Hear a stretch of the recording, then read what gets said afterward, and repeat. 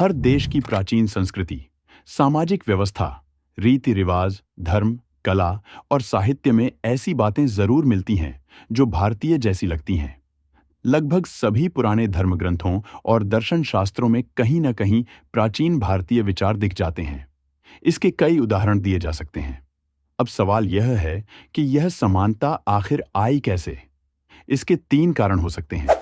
पहला कारण, स्वतंत्र विकास, मतलब कि अलग-अलग देशों में लोगों के दिमाग में खुद से ऐसी बातें आई। दूसरा कारण, भारत से प्रसार, मतलब कि ये विचार किसी तरह भारत से उन देशों में गए। इसमें दो संभावनाएं हो सकती हैं। पहली ये कि भारतीय लोग विदेशों में जाकर अपनी संस्कृति का प्रचार कर गए, और दूसरी ये कि या फिर विदेशी लोग भारत आकर यहाँ की बातें अपने साथ ले गए। तीसरा कारण, विदेश से भारत में आई बातें, मतलब कि ये बातें भारत ने ही अन्य देशों से ली। पश्चिमी विद्वान अक्सर तीसरी बात मानते हैं।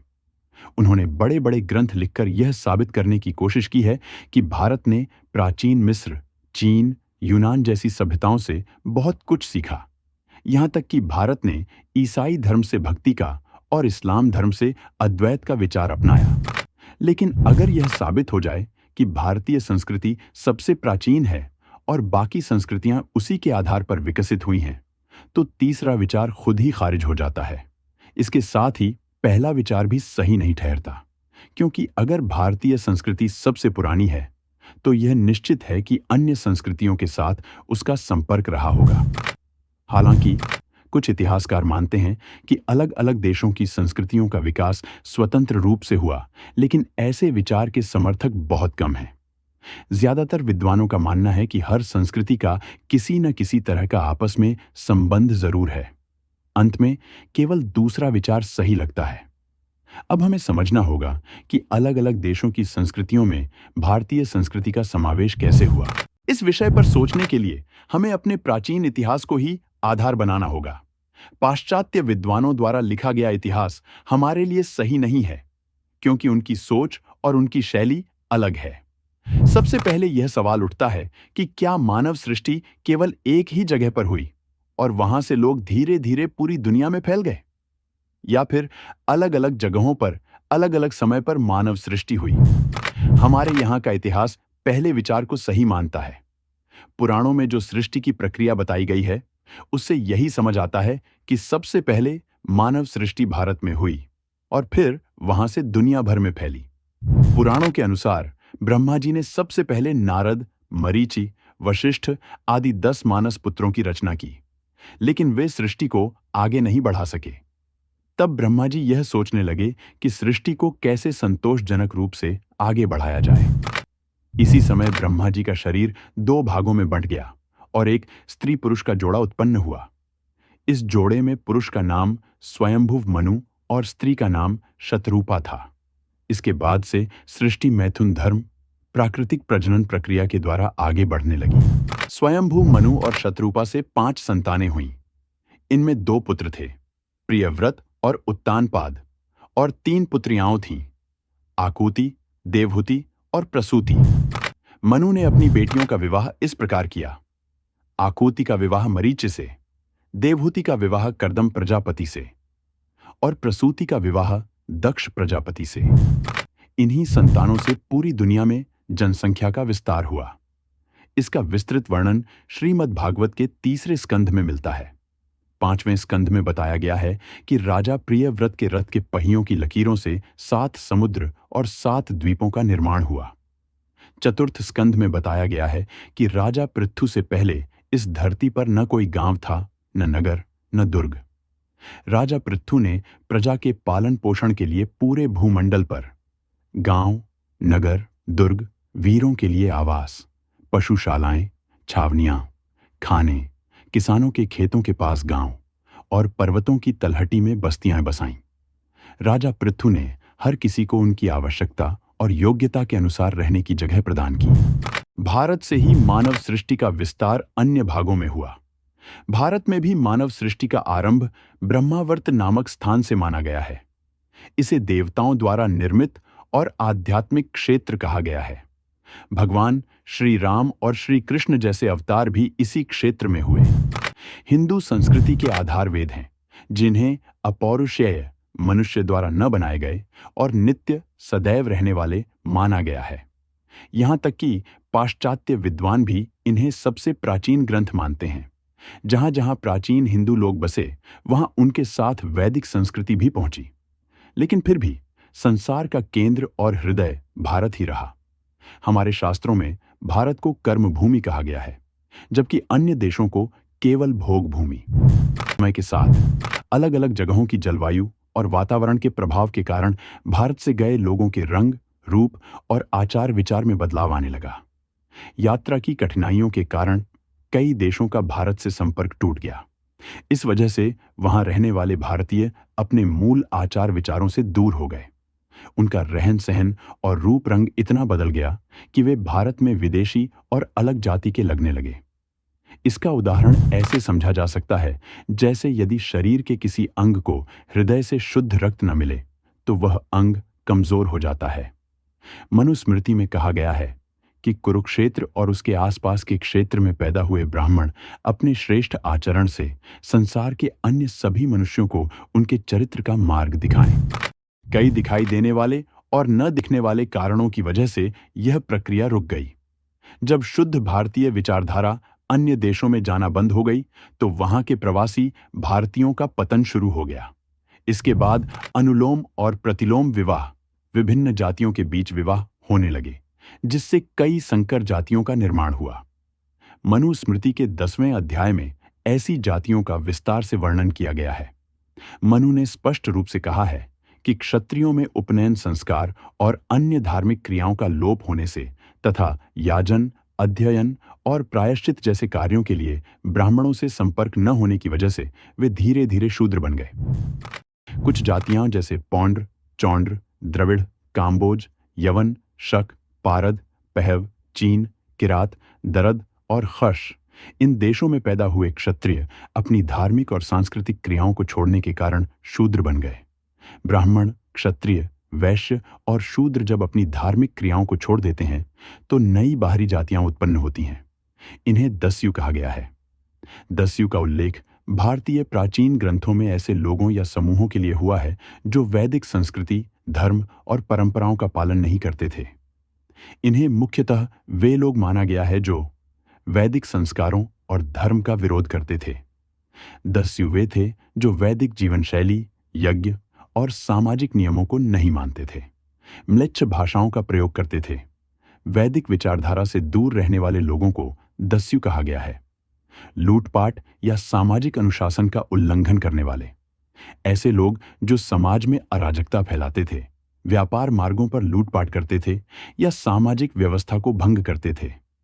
संस्कृति और धर्म से भटकने वाले, जो संस्कृति से अलग होकर म्लेच्छ, गैर वैदिक तरीके से जीवन जीते थे, उन्हें भी दस्यु माना गया। ऋग्वेद में दस्यु उन लोगों को कहा गया है जो वेदों में विश्वास नहीं करते और देवताओं का अपमान करते हैं।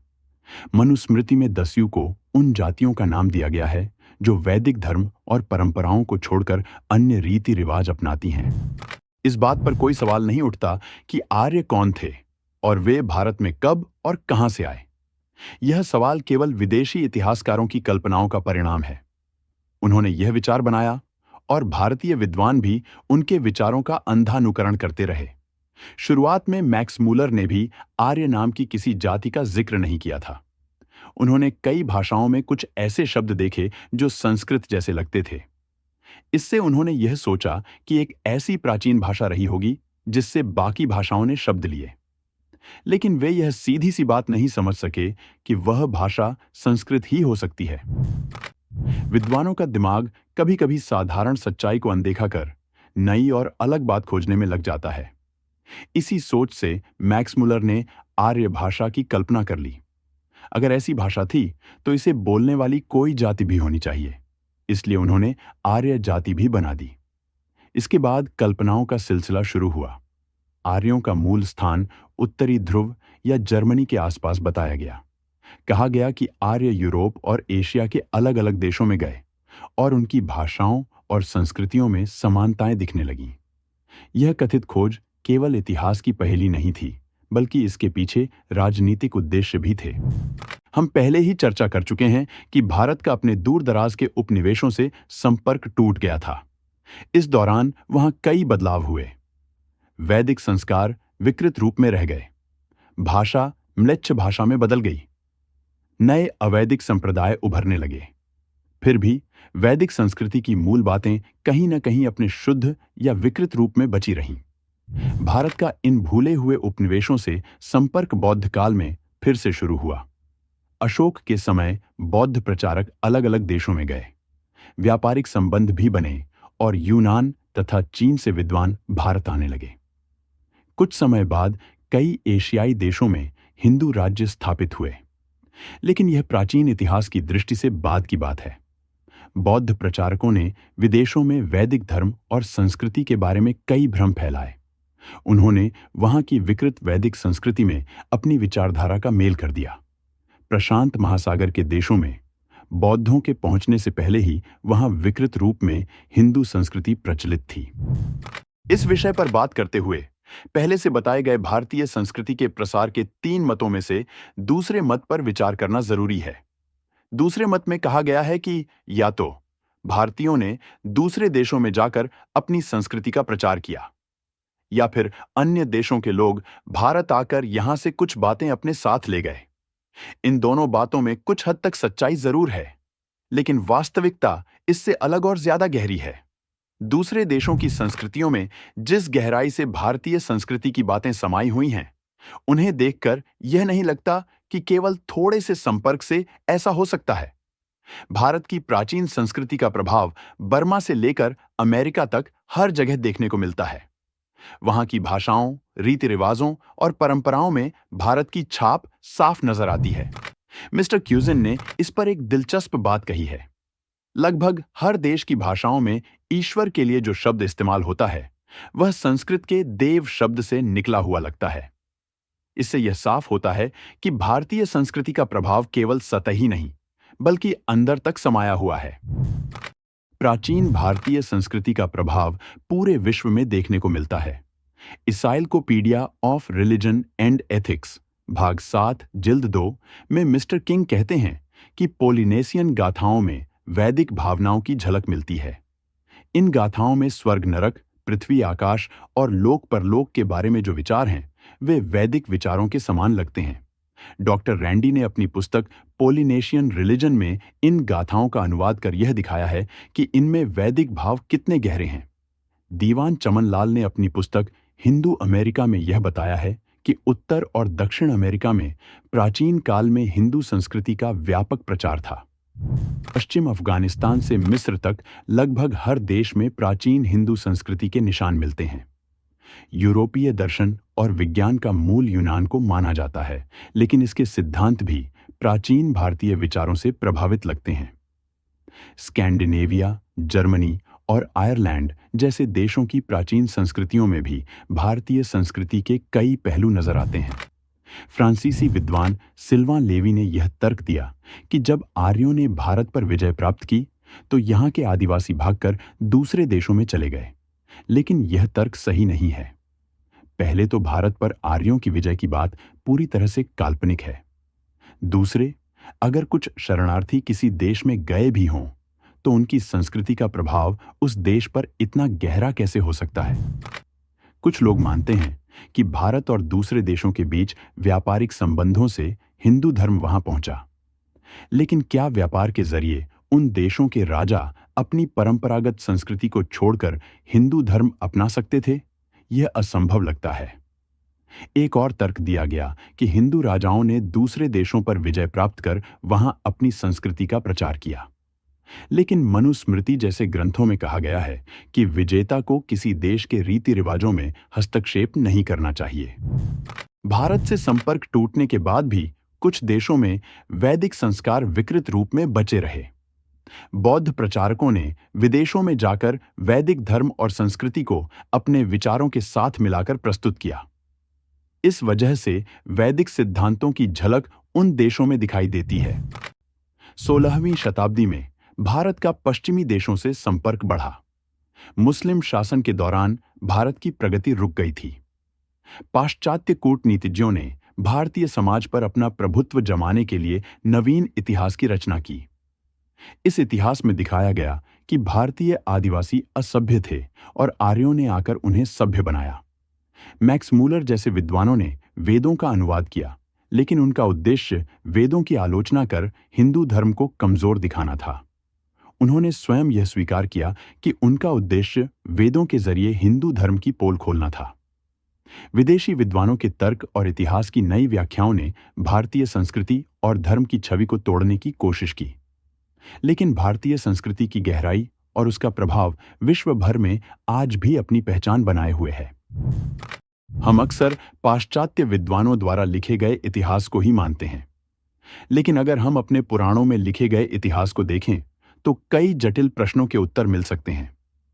एक सवाल जो अक्सर उठता है वह यह है कि अगर सारी दुनिया के लोग प्राचीन भारतीयों से उत्पन्न हुए हैं, जिनकी सभ्यता बहुत उच्च स्तर की थी, तो आज इतनी सारी असभ्य और जंगली जातियां क्यों हैं? यह संदेह इसलिए पैदा होता है क्योंकि आधुनिक इतिहासकारों के अनुसार इतिहास केवल 10,000 वर्षों के भीतर सिमट जाता है। पहले तो यह माना जाता था कि सारी घटनाएं ईसवी सन के भीतर ही घटी थीं, लेकिन धीरे धीरे यह सीमा बढ़कर 10,000 वर्षों तक आ गई। भारतीयों की समय गणना पाश्चात्य दृष्टिकोण से बहुत अलग और विशाल है।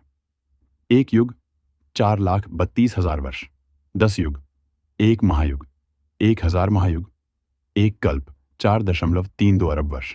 इसके बाद देवताओं के दिन रात और वर्षों की गणना आती है। एक ब्रह्मा दिन एक कल्प, 720 कल्प एक ब्रह्मा वर्ष, 100 ब्रह्मा वर्ष। ब्रह्मा जी की आयु जो 31 नील 10 खरब 40 अरब मानव वर्षों के बराबर है। यह समय गणना इतनी विशाल है कि इसे समझने में हमारी बुद्धि चकरा जाती है। भारतीय मान्यता के अनुसार समय हमेशा चलता रहता है। अंतिम सत्य युग की शुरुआत से अब तक 38,93,000 वर्ष बीत चुके हैं। इससे वर्तमान सृष्टि के आरंभ का अनुमान लगाया जा सकता है। लेकिन पुराणों में यह भी कहा गया है कि ऐसी अनगिनत सृष्टियां पहले भी हो चुकी हैं। इतने वर्षों में मनुष्य के जीवन में कितनी उथल पुथल हो सकती है? इतने समय में कई बार मनुष्य सभ्य से जंगली और जंगली से सभ्य बना। यह तो वर्षों की बात है, लेकिन इतिहास में कुछ ही ऐसे उदाहरण मिलते हैं। दक्षिणी अमेरिका की मय, एस्टिक, इनका आदि जातियां कभी सभ्यता के उच्चतम स्तर पर थीं। मय सभ्यता को 10,000 साल पुराना माना जाता है। सन 630 तक उनका दक्षिणी अमेरिका में विशाल साम्राज्य था। एस्टिक लोगों के बारे में लेखिका करोबाकर का कहना है, जब यूरोप जंगली था तब ये लोग संगमरमर के महलों में रहते थे। उनके विशाल मंदिरों के पास सुंदर सरोवर थे। जब यहूदी असभ्य हालत में इधर उधर भटक रहे थे, इन लोगों में खेती और व्यापार बहुत उन्नत हो चुका था। मिस्टर ड्रेकर के अनुसार प्राचीन मैक्सिको की सभ्यता ने यूरोप को शिक्षा दी होगी। लेकिन जब स्पेनिश आक्रमणकारियों ने वहां कब्जा किया तो उन्होंने इन सभ्यताओं को नष्ट कर दिया। जो लोग बच गए उनकी संतानें रेड इंडियंस, लाल भारतीय कहलाती हैं, जिन्हें आजकल जंगली माना जाता है। अफ्रीका, इराक जैसे देशों में भी यही स्थिति थी। अब धीरे धीरे इन देशों की प्राचीन सभ्यता के बारे में जानकारी मिल रही है। जो लोग आजकल असभ्य माने जाते हैं, उनके जीवन का अध्ययन करने पर हमें कई ऐसी उच्च बातें मिलती हैं जिन्हें सभ्यता का दावा करने वाले लोग भी नहीं समझ पाते। सवाल यह है कि ये संस्कार उनमें आए कहां से? यदि भेड़ियों के बीच पले बच्चे अपनी मनुष्यता भूलकर भेड़ियों जैसा आचरण करने लगते हैं, तो फिर अगर कुछ जातियां लंबे समय तक सभ्यता से कटकर जंगली बन जाएं, तो इसमें कोई आश्चर्य की बात नहीं होनी चाहिए।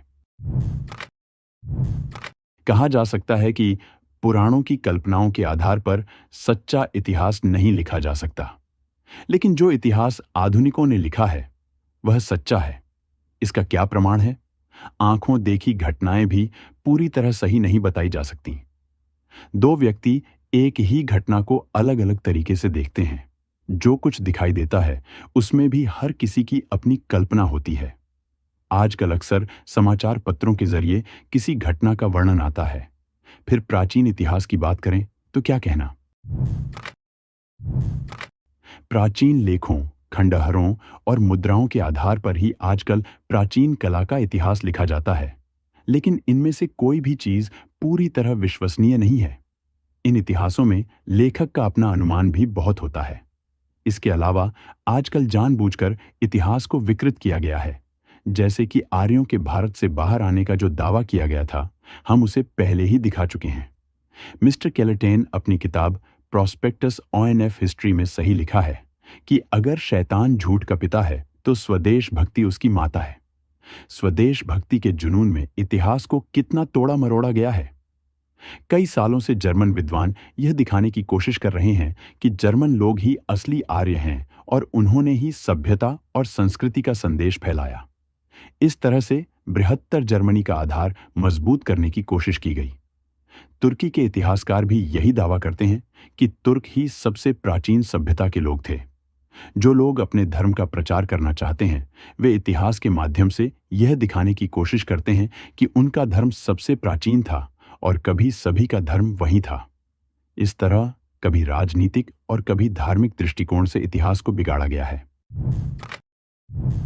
ऐसी स्थिति में आधुनिकों द्वारा लिखे गए इतिहास पर विश्वास कैसे किया जा सकता है? हमारे यहाँ के प्राचीन इतिहासकारों ने इतिहास लिखने में इन दूषित तरीकों का सहारा नहीं लिया। उन्होंने ईंट पत्थरों में माथा नहीं फोड़ा। व्यास जी, वाल्मीकि जी आदि ने जो दिव्य दृष्टि से देखा वही लिखा। योग के माध्यम से ऐसा होना असंभव नहीं है, इसलिए उन्होंने जो लिखा उसे झूठ नहीं कहा जा सकता।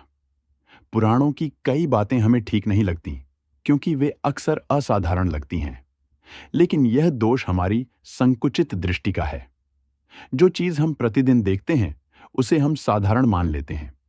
हमारे यहाँ विमानों की बात कुछ समय पहले तक सिर्फ कल्पना ही लगती थी, लेकिन अब हम रोज हवाई जहाज उड़ते हुए देखते हैं। अब इसे हम काल्पनिक नहीं कह सकते। हाँ, यह सच है कि कुछ लोग केवल द्वेष के कारण प्राचीन हिंदुओं को पहले विमान बनाने का श्रेय देने के लिए तैयार नहीं है। प्राचीन ऋषियों ने कोई झूठा इतिहास नहीं लिखा, ऐसा कोई कारण नहीं दिखता। व्यास जी, मनु जी, शुक्र जी, कौटिल्य जी आदि ने हमेशा यही राय दी है कि राजा को विजित देशों पर अपना धर्म, संस्कृति या शासन पद्धति थोपने का प्रयास नहीं करना चाहिए। हर राष्ट्र और देश को अपनी संस्कृति और धर्म का पालन करने की पूरी स्वतंत्रता होनी चाहिए। रामायण, महाभारत और अन्य इतिहासों से पता चलता है कि हमारे यहाँ हमेशा यही नीति अपनाई जाती रही। राजसूय यज्ञ होते थे और राजाओं की इच्छा होती थी कि उनका आधिपत्य स्वीकार कर लिया जाए, लेकिन उनका उद्देश्य विजित देशों को अपने साम्राज्य में शामिल करना, वहां अपना गवर्नर नियुक्त करना और अपनी शासन व्यवस्था को वहां थोपना कभी नहीं था। इसीलिए प्राचीन भारत में छोटे बड़े कई राज्य थे। सम्राट बने, बड़े बड़े साम्राज्य स्थापित हुए, लेकिन यही नीति अपनाकर वे साम्राज्यवादी सोच से बचते रहे। धार्मिक दृष्टि से प्राचीन हिंदुओं ने कभी दूसरों को अपने धर्म में लाने का प्रयास नहीं किया। उनका सिद्धांत था स्वधर्मे निधनम श्रेया, यानी अपने धर्म में रहकर मरना श्रेष्ठ है। ऐसी स्थिति में रामायण, महाभारत, पुराण और अन्य प्राचीन ग्रंथों में इतिहास पर विश्वास क्यों न किया जाए? जैसा कि हमने शुरुआत में ही कहा था, यह विषय बहुत जटिल है। इस लेख में इसे बहुत संक्षेप में बताया गया है। अगर हम इसे और गहराई से समझें तो कई ऐसी बातें मिलेंगी जिनमें असंगति और विरोध दिखाई देगा, लेकिन इनसे यह निष्कर्ष निकालना कि सिद्धांत ही गलत है ठीक नहीं होगा। अगर ऐसा होता है तो हमें और गहराई में जाकर इसे समझना चाहिए, तब ये विरोधाभास अपने आप ही दूर हो जाएंगे। कहने का मतलब यह है कि जो पाश्चात्य पद्धतियों ने इतिहास को समझने का तरीका बताया है, हमें उसका अंधानुकरण छोड़कर अपने दृष्टिकोण से अनुसंधान करना चाहिए। अगर ऐसा किया जाए तो इतिहास की बड़ी पहेली सुलझ सकती है और हम उसकी कई बातें समझ सकते हैं। यह सच है कि अब तक इस पर ध्यान नहीं दिया गया है। इसमें बहुत सी कठिनाइयां हैं, इसे हम मानते हैं। जिनके पास पौराणिक रहस्यों का ज्ञान है, वे आधुनिक अनुसंधान और लेखन शैली से परिचित नहीं हैं, और जो आधुनिक ज्ञान रखते हैं, उनके पास शास्त्र और रहस्यों की जानकारी नहीं है। आजकल लोग तभी समझते हैं जब कोई बात आधुनिक ढंग से समझाई जाती है, लेकिन इससे हमारी सोच का विकास नहीं हो रहा, बल्कि बिगड़ रहा है। अब हमारी बुद्धि केवल बाहरी नजरिए से देखने तक ही सीमित रह गई है। क्या अच्छा होता अगर प्राचीन और आधुनिक विद्वान एक साथ इस काम को करते और दोनों एक दूसरे की बातों को समझकर इस ढंग से वस्तु स्थिति को सामने लाते कि सभी को मानने के लिए मजबूर होना पड़ता। लेकिन अफसोस, न तो विद्वानों का ध्यान इस ओर है और न ही धनिकों का। इसका नतीजा यह हुआ कि झूठे इतिहास पढ़कर हमारी बुद्धि और बिगड़ती जा रही है। धन्यवाद दोस्तों। उम्मीद है कि आपको यह वीडियो पसंद आई होगी। अगर आपको यह जानकारी पूर्ण और रोचक लगी हो तो कृपया लाइक करें, शेयर करें और हमारे चैनल को सब्सक्राइब करें। आपकी प्रतिक्रिया हमारे लिए बहुत महत्वपूर्ण है, तो नीचे कमेंट सेक्शन में अपने विचार जरूर साझा करें। नई वीडियो के लिए बने रहें और हमसे जुड़े रहें। जय श्री राम। धन्यवाद।